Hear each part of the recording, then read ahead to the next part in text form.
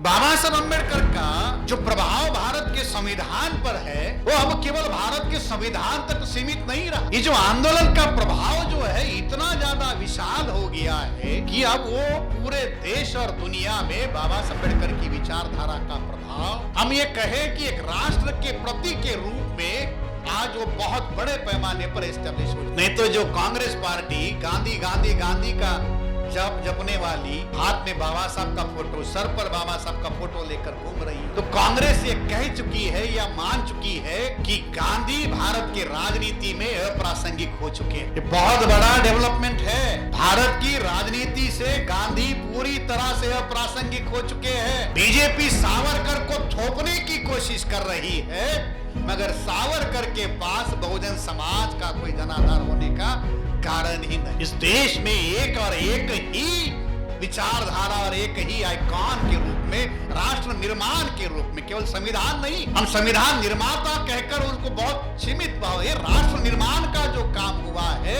वो डॉक्टर बाबा साहब अम्बेडकर के द्वारा हुआ है और वो आने वाले समय में बहुत बड़े पैमाने पर साथ मामला आगे बढ़े।